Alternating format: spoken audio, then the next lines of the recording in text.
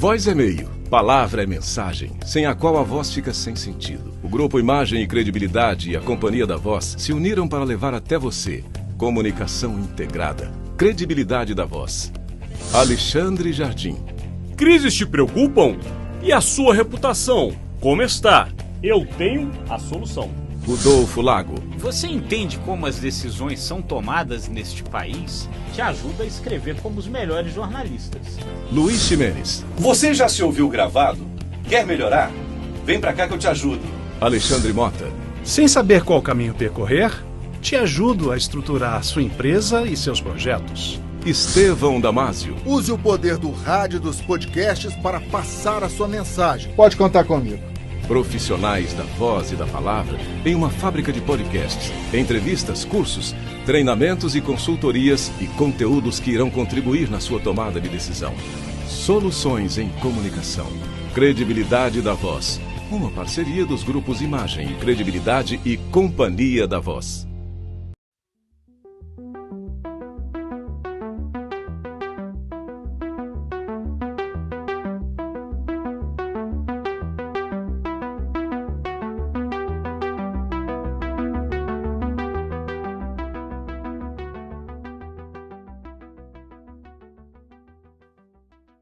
Oi, pessoal, tudo bem? Mais uma vez é um prazer recebê-los aqui para mais uma edição do JBR Saúde, uma parceria entre o Grupo Imagem e Credibilidade e o Jornal de Brasília. Hoje nós temos o privilégio, o prazer de receber aqui o Dr. Fernando Vidigal. Ele é oncologista, inclusive coordena, né, o Centro de Oncologia do Hospital Brasília.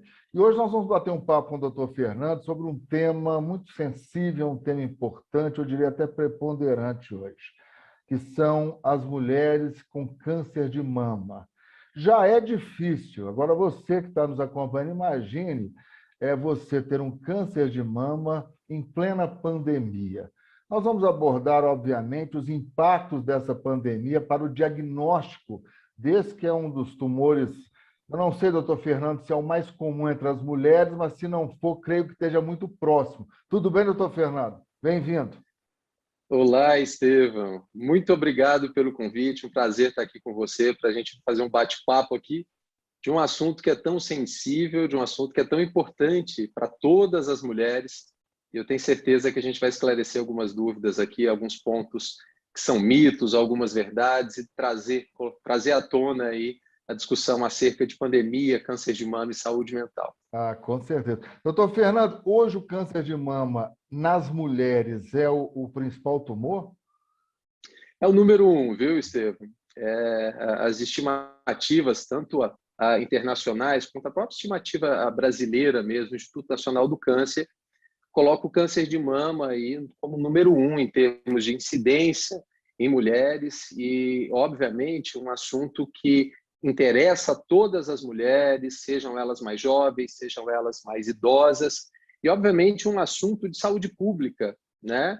Considerando não só aí a doença que atinge uma população economicamente ativa, mas toda a discussão acerca aí de acesso a tratamento do Sistema Único de Saúde, do sistema privado, o suporte que essas pacientes recebem. Então, sem sombra de dúvida, o tema é muito importante. Falar de câncer de mama, por mais doloroso que seja para algumas mulheres, por mais difícil, né, que seja até mesmo tocar na palavra câncer, é muito importante para que a gente possa, obviamente, falar e discutir estratégias adequadas, não só de diagnóstico, mas também de enfrentamento da doença. Não, eu fico muito feliz, o senhor já pontuou uma questão que eu sempre faço, eu abro muito espaço aqui para a rede pública, né? Porque eu acho que o SUS hoje, com a pandemia, a gente viu o quão importante é o SUS, com todas as falhas, com todas as dificuldades, mas é um sistema, um país continental, né, que abraça muita gente. E, nesse aspecto, obviamente que as tecnologias chegam mais rapidamente, teoricamente, na rede privada.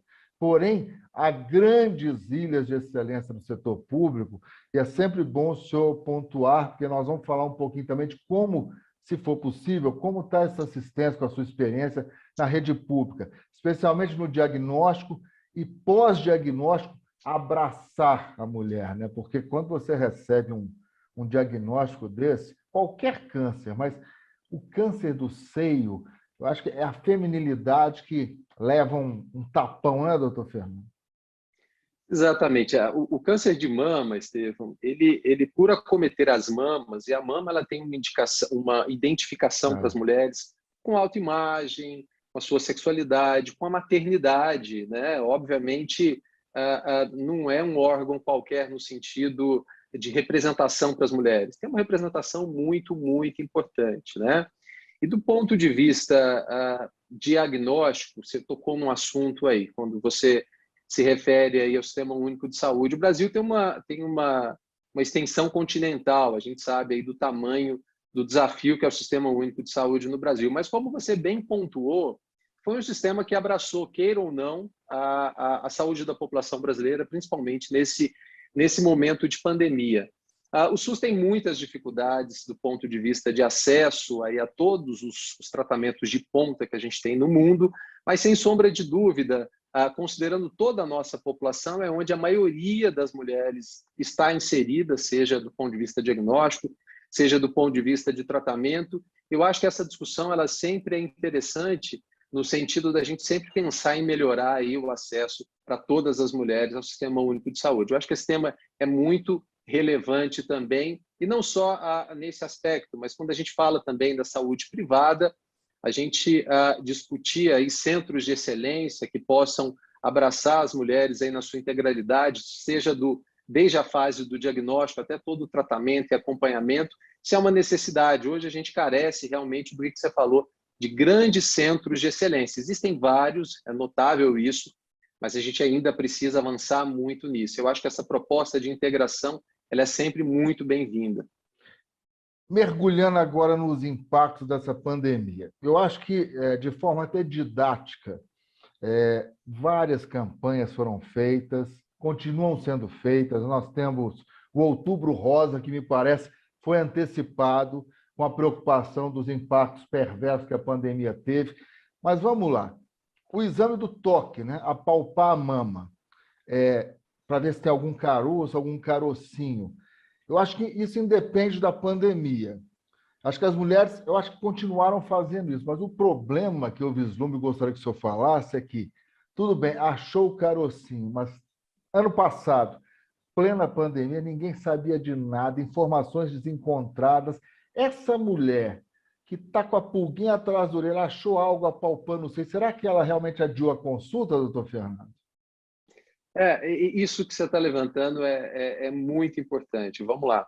Qualquer nódulo na mama, ele não deve ser interpretado como normal pelas mulheres, tá? Obviamente, existe uma variação cíclica da mama da mulher de acordo com o seu ciclo menstrual, isso deve ser entendido, mas uma nodulação persistente, ela deve ser, obviamente, investigada. Essa paciente ela deve procurar um médico e não deve acreditar que isso é uma nodulação normal e que isso vai passar. Você falou do autoexame, né? O autoexame, enquanto estratégia de conhecimento para a mulher, de controle do seu próprio corpo, isso é muito interessante. Mas veja, Estevão, nós queremos diagnosticar o câncer de mama numa fase em que ele sequer é palpável. Então, isso é muito importante, porque a mulher não tem que esperar palpar um nódulo para poder realizar os seus exames. Na verdade, o que a gente chama de rastreamento ou screening, né? Tanto faz o nome aí, é uma estratégia para a gente detectar o câncer num momento tão precoce que ele não é sequer palpável. E, obviamente, nesse momento, as chances de cura elas são muito maiores do que naquele momento que a paciente palpa um nódulo. No segundo ponto que você colocou, infelizmente, a pandemia levou aí a uma situação muito, muito ruim, que é a falta de procura das mulheres às unidades de saúde. Então, a mulher muitas vezes palpa um nódulo e eu não vou procurar uma ajuda médica, eu não vou até um centro de saúde por conta do Covid, as taxas de infecção ainda estão muito altas. Vamos esperar um pouquinho, A gente sabe que o câncer de mama, infelizmente, não é uma doença que espera. E conforme a gente sempre fala, o câncer de mama ele não está nem sabendo que tem pandemia, né? Infelizmente, ele vai acometer aí muitas das nossas mulheres. Infelizmente, a postergar esse diagnóstico vai implicar em tratamentos mais complexos e, o pior, uma chance menor de curar essas pacientes. Então, a pandemia, assim como para outros tumores, viu, Estevam? Essa realidade não se restringe só ao câncer de mama, não. Mas considerando os números do câncer de mama e a sua expressão, a gente tem aí uma situação extremamente complexa e a gente ainda não tem sequer a dimensão do tamanho desse problema, seja no Sistema Único de Saúde, seja no sistema privado, porque, infelizmente, essas pacientes que estão em casa palpando um nódulo e não estão procurando o médico, infelizmente, para aquelas que têm um câncer, isso vai, em algum momento, dar algum sintoma e essa paciente vai precisar procurar. Agora, então, realmente, a gente afeta muito. Olha só, eu estou achando muito legal esse bate-papo, porque eu sou jornalista e eu ouço assim, apalpar os seios, né? Apalpe os seios. E nós da imprensa, a gente continua falando isso, mas o senhor falou uma coisa que me chocou. Chocou do ponto de vista assim, pô, se a mulher já tem um nódulo, pode ser que esteja no estágio mais avançado. O ideal é que não ache nada e, mesmo assim, fazendo anualmente o exame, ela detecte quando o nódulo é, né, muito pequeno, que não dá nem para palpar. Se apalpou e achou, pode ser que a coisa não seja tão boa assim. Só para traduzir em um número, para você ter uma noção, Estevam, a gente quer diagnosticar veja, não é que a gente quer diagnosticar, a gente quer detectar precocemente o câncer no momento que ele não é palpável. E eu estou falando de lesões, muitas vezes, abaixo de 1 centímetro, lesões de meio centímetro, que não são, do ponto de vista prático, palpáveis. Então, quando eu digo isso, eu estou nada mais colocando para você uma estratégia que é a estratégia que a gente chama de rastreamento, ou seja, detecção precoce é o que melhor pode existir do ponto de vista de saúde pública para a gente detectar num estágio precoce o maior número possível de tumores de mama. Essa é a ideia, e não quando está palpável, ou muitas vezes que tem até uma nodulação na axila, um gânglio, né, que a gente chama de linfonodo palpável, que é uma situação ainda mais complexa do que apenas o nódulo palpável. Então, são diferentes estágios. A gente quer, obviamente, em se tratando de câncer, quanto mais precoce, mais simples é o tratamento, maior é a chance de cura. O quão desafiador com essa frase do Dr. Fernando é que é a rede pública, né? Porque esse rastreamento quanto mais mulheres conseguirem chegar a essa sala e fazer esse exame, né? Menos riscos, menos oneroso será para o próprio sistema, porque haverá menos cirurgias corretivas, fora os impactos psicológicos da cirurgia corretiva, que nós vamos tratar um pouquinho mais à frente, tá? Por enquanto, nós estamos aí falando só desses impactos da pandemia, que ainda não são impactos mensuráveis, porém, estima-se aí que, infelizmente, muitas pessoas esteja represado, né? Assim como os tipos de tumores, esse tumor do câncer de mama, o câncer de mama que esteja represado em função aí da pandemia. A própria rede pública teve que restringir muito, né, os atendimentos de cunho preventivo. Doutor Fernando, câncer de mama dá também adolescente? Estevam, a maior incidência do câncer de mama se dá em pacientes acima dos 50, 55 anos de idade. A maior incidência. Obviamente, existem casos que acometem pacientes com idade inferior, muitas vezes inferior a 40, 35 anos de idade. É um número realmente menor de pacientes? Sim, é um número menor, mas é um número bastante significativo, considerando a idade que esse câncer acomete.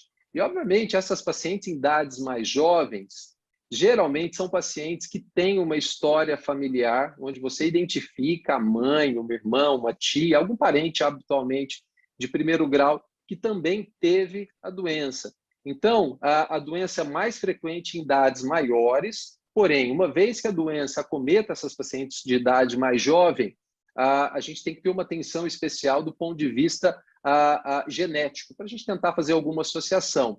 Agora, a doença realmente é muito rara em adolescentes, tá bom? Isso aí precisa ser bem descrito, mas naquelas famílias que têm um histórico já importante, é muito relevante mesmo, que procurem uma discussão com o médico, seja um médico da rede pública ou um médico privado, para se pensar em alguma estratégia de investigação genética para essas pacientes. A partir de que idade, que faixa etária, o senhor já destacou aí que acima dos 50, 55 anos é uma idade onde a mulherada tem que ficar mais atenta, né? Mas a partir de que faixa etária o senhor recomendaria, ou as organizações que militam nessa área recomendam, o exame preventivo, rastreamento, uma vez por ano e a partir de que faixa etária? Exato. As sociedades internacionais, alinhadas aí com a Sociedade Brasileira de Mastologia, recomendam o uso da mamografia como estratégia de detecção precoce a partir dos 40 anos de idade, mas é muito importante destacar esse subgrupo de pacientes, para aqueles casos, para aquelas famílias, tá? Em que foi diagnosticado um câncer antes dos 40 anos de idade, antes dos 35, 40 anos de idade, a gente sempre recomenda que aqueles parentes de primeiro grau iniciem esse rastreamento um pouco mais cedo. A gente pega ali até 10 anos antes da idade que aquela paciente, daquela família, teve um diagnóstico de câncer de mama, né? E é muito importante a gente levantar essa questão, e o Outubro Rosa levanta muito essa questão, até essa ideia de antecipar o Outubro Rosa, ela tem aí um chamariz muito interessante, que é você mostrar para a população que a gente tem que fazer esse diagnóstico precoce, realmente, não é só em outubro que a gente vai levar essa bandeira, para a gente poder mudar a história do ponto de vista da história natural dessa doença, mais uma vez com aquele intuito que a gente sempre comenta, diagnóstico precoce, chances altas de cura, só para trazer um número, que às vezes a gente tenta, qual que é a chance de cura de um diagnóstico de um tumor que é diagnosticado precocemente? Vamos lá, vamos colocar um tumor de meio centímetro, um tumor de 1 centímetro, que não é sequer palpável. A gente está falando aí de uma chance de cura que gira em torno de 95%, 96%. Isso aí é muito alto mesmo, diferentemente de quando você tem um tumor que já é palpável, onde você tem muitas vezes um gânglio,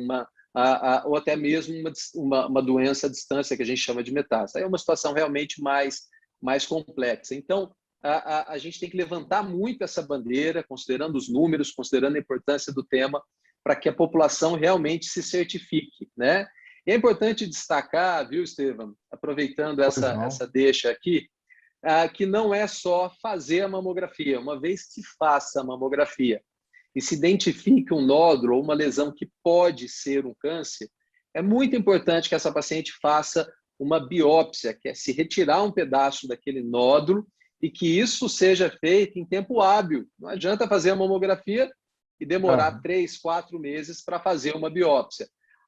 É necessário que o tempo seja curto, o menor possível.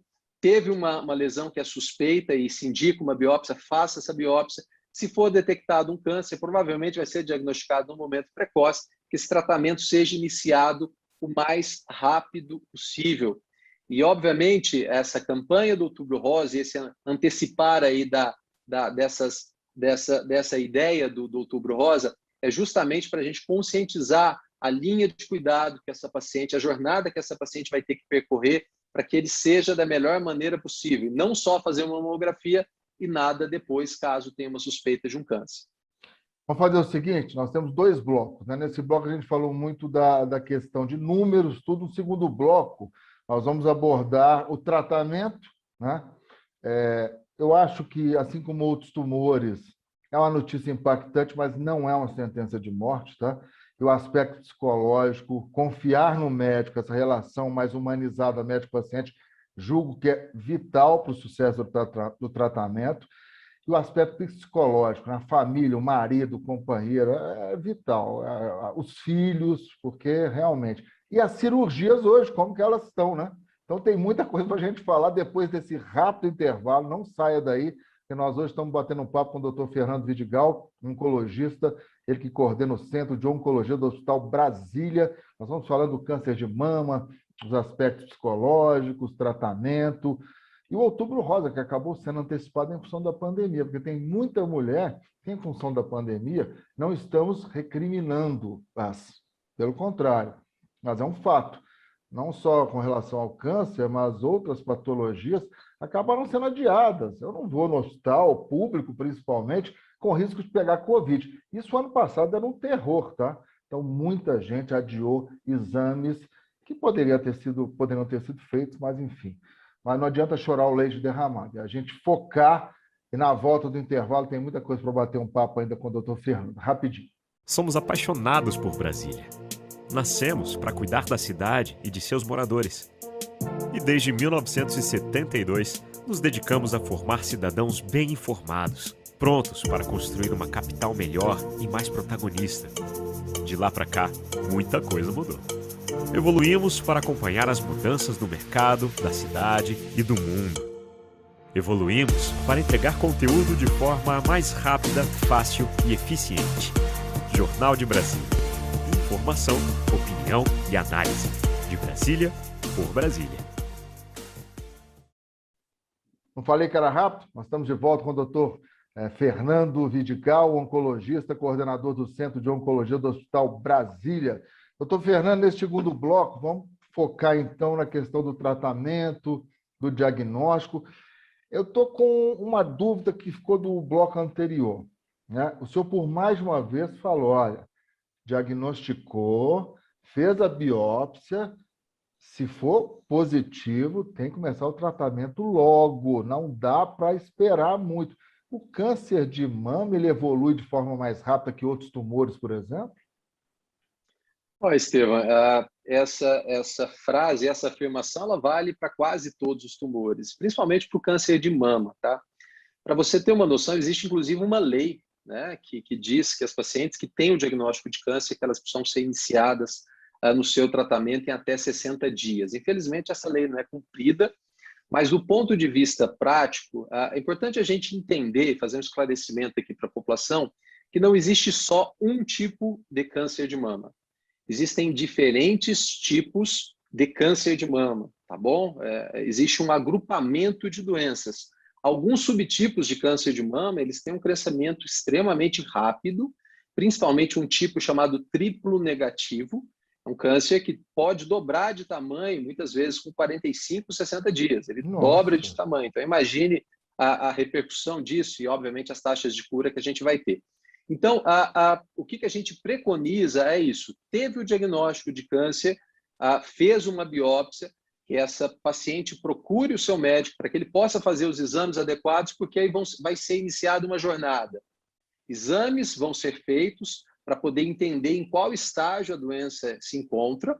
A gente vai ter que fazer uma análise dessa biópsia para poder entender qual que é o tipo de câncer de mama e, obviamente, a gente poder fazer uma decisão acerca do tratamento, que quase sempre, Estevam, ele é o que a gente chama de multimodalidade.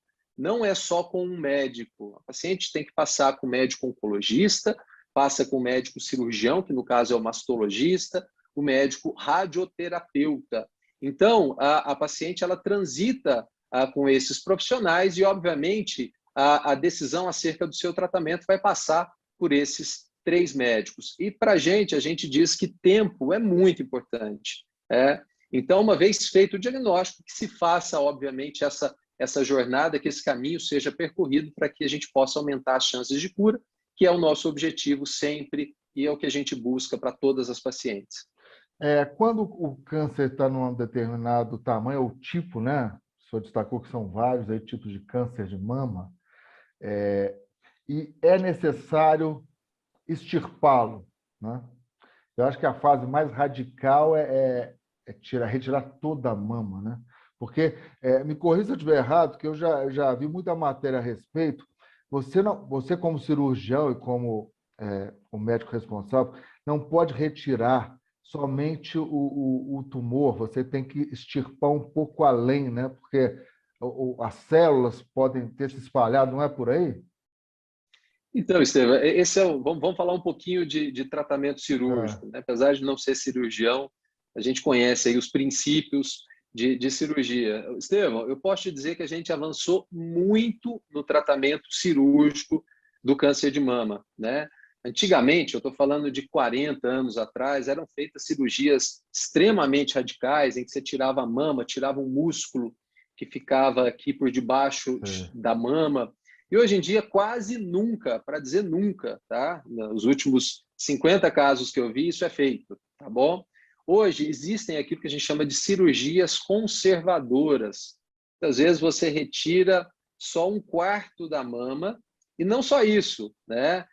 Você hoje já dispõe, as pacientes já dispõem de procedimentos estéticos que são feitos no mesmo tempo cirúrgico que se retira o tumor. Então, você faz a retirada daquele tumor e veja, eu não estou dizendo que nós vamos deixar nada para trás, não. Eu estou dizendo que os cirurgiões, os meus colegas mastologistas, eles fazem uma cirurgia do ponto de vista oncológico com a retirada completa de todo o tumor, né? E do ponto de vista prático, a gente já tem hoje procedimentos estéticos que, conforme eu falei, fazem com que, do ponto de vista estético, e aí trazendo aí para aquele outro momento que a gente comentou da identificação, importância das mamas para as mulheres, permitem que esse tratamento seja feito, primeiro, trazendo aí a cura para essas pacientes, e não só isso, um efeito estético, um efeito cosmético muito significativo e muitas vezes até melhor do que antes. Às vezes a gente se depara com isso, né? Algumas pacientes falam, olha, eu fiz uma correção cirúrgica logo ali depois do procedimento, e isso hoje, do ponto de vista estético, ficou até melhor. Então, às vezes a gente até se depara com isso. O fato é que as cirurgias... Exato, exato. As cirurgias hoje estão cada vez mais modernas, a gente tem hoje procedimentos são cada vez mais feitos por cirurgiões experientes, muitas vezes com a ajuda até do cirurgião plástico. É interessante. E o psicológico, né? Um psiquiatra, em alguns casos, pode integrar essa equipe multidisciplinar que o senhor destacou, um psicólogo e a família, né? O senhor que dá o diagnóstico, né? Como que é essa relação hoje? Porque hoje o Dr. Google é o Dr. Google, né?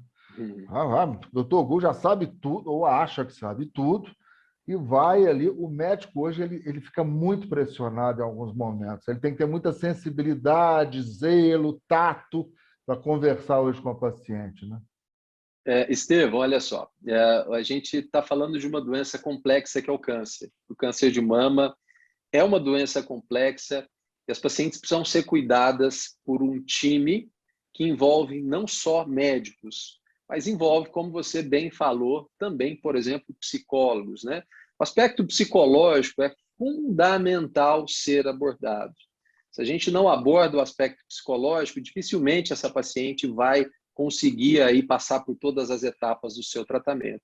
Então, desde o início, é muito importante que essa paciente seja abordada para que ela possa entender melhor o seu diagnóstico, possa entender melhor os seus medos, aquilo que traz preocupação, e isso, obviamente, tem um peso familiar gigantesco. Muitas vezes são mulheres jovens, com filhos, mulheres casadas. Todo o aspecto familiar ele é fundamental. E se a gente não abordar isso, realmente a gente trata o paciente pela metade. Eu costumo dizer que a gente não trata câncer, a gente trata uma pessoa. E quando a gente trata uma pessoa, Estevam, a gente não trata só a pessoa, a gente trata toda uma família. Então, o envolvimento da equipe médica, da equipe multidisciplinar, com todo o contexto social, familiar dessa paciente, é fundamental para o sucesso desse tratamento. E muita gente, às vezes, esquece desse aspecto e negligencia. Fato é, Estevam, que para se ter uma ideia, vou te dar um número aqui, 1 em cada 4 mulheres que têm diagnóstico de câncer de mama, além do diagnóstico de câncer de mama, ganham uma segunda doença, que é a depressão. Então, não apenas elas vão ter que enfrentar aí toda essa jornada aí que inclui os tratamentos, mas lidar com um estado emocional instável, um estado emocional que as deixa para baixo, e faz muitas vezes com que a gente não consiga seguir no tratamento. Isso é muito sério, né? Isso é muito, muito relevante. E se a gente não fizer essa abordagem holística, eu costumo dizer, essa abordagem, essa visão 360 graus do paciente na sua integralidade, a gente não vai conseguir tratar bem esses pacientes. É uma forma, você trazer o companheiro, né? A companheira, o namorado, a namorada, junto, isso é fundamental, porque... eu tenho aqui um dado, eu não tenho a fonte, mas assim, 20% me parece dos maridos, companheiros, não abandonam a mulher, né? Isso é um dado da Sociedade Brasileira de Mastologia. Pois é, isso é preocupante, né? Muito preocupante. Isso é preocupante porque se você for imaginar, né, a estrutura familiar enquanto arcabouço para essa paciente passar por esse momento, essa paciente, além do diagnóstico, ela passa por uma perda de uma separação, a repercussão disso é extremamente negativa. Isso nós homens precisamos evoluir para ficarmos num estágio de evolução humana como as mulheres são, viu, Estevam? Infelizmente é complexa essa questão, mas do ponto de vista prático isso mostra, infelizmente, que essas pacientes muitas vezes elas ficam sozinhas com os filhos, carregando todo um peso social para poder fazer o seu tratamento. Doutor Fernando, nós estamos nos aproximando do final, mas eu não posso deixar de destacar, por exemplo, e vai também ao encontro da prevenção. O que pode reduzir muito? Tem o fator hereditário, o senhor já ponderou, óbvio, mas o que pode reduzir muito o risco da mulher ter um câncer de mama? Ginástica, educação física, alimentação, né? O que a ciência já desvendou nesse terreno aí? Estevam, a ciência avançou muito nesse campo, tá? E esse ponto é importantíssimo, porque a gente está falando com a maioria das mulheres que estão te assistindo, são mulheres que não têm o diagnóstico de câncer de mama, né? E, obviamente, elas estão preocupadas com a possibilidade de vir a ter um câncer. Isso é natural de todas as mulheres. Mas, veja, o que a gente preconiza para todas as mulheres é um estilo de vida saudável. Vamos lá, vamos traduzir isso aqui um pouquinho. Então, a prática de atividade física, fundamental. A gente recomenda pelo menos 150 a 200 minutos por semana de atividade física. Isso melhora a paciente do ponto de vista circulatório, reduz marcadores inflamatórios, melhora o controle hormonal dessa mulher que eventualmente pode ter uma relação com o futuro câncer de mama. Controle de peso, fundamental, Estevam. Principalmente essa gordura que fica localizada aqui no abdômen, essa circunferência abdominal, ela precisa estar baixa. Essa gordurinha abdominal essa vilã, hein? É aí que moram os marcadores, a inflamação que leva ao surgimento de muitos tumores. Então, controle de peso, controle de alimentação saudável, 5 refeições por dia, com verduras e legumes, né, e frutas. E aí eu não falo alimentação aquela clássica almoço, jantar. Eu estou falando uma fruta já é uma refeição. Qualidade do sono, a gente negligencia muito isso, dormir bem, respeitar o seu corpo naquilo que ele precisa de descanso. E, por fim, Estevam, um tópico que vem cada vez mais crescendo em termos de importância, que diz respeito à espiritualidade. A gente sabe que as pacientes que têm alguma ligação com um ser superior, com um ser sobrenatural, obviamente, elas têm aí uma menor chance de vir a desenvolver câncer de mama, e uma vez que desenvolve, elas têm estratégias, mecanismos que facilitem muito com que essas pacientes enfrentem a sua doença e, consequentemente, possam vencê-las. O que eu falei aqui nada mais é que um estilo de vida saudável, que todos nós devemos ter. Equilíbrio. E viver uma vida adequada do ponto de vista desses pilares. Não, mas essa espiritualidade eu acho fundamental. Eu acho fundamental porque eu conversei aqui nesse mesmo com o doutor Renaud, cardiologista, e ele destacou que a Sociedade Brasileira de Cardiologia leva isso muito a sério, né? E o respeito entre médico e paciente, entre as crenças do paciente, o médico respeitar isso é muito legal, porque, gente, a energia positiva, isso influencia, sim. Você com energia positiva, você crer em algo, você vai ter que enfrentar o tratamento, vamos de peito aberto, vamos enfrentar, porque baixar a guarda, aí desce junto, aí já cai. Então, faz todo sentido, viu, Estevam? E eu estou falando isso não só do ponto de vista de achismo, não. A gente já tem, Estevam, dados científicos bastante concretos, bastante robustos, que nos embasam a obviamente, recomendar tudo isso que eu estou te falando.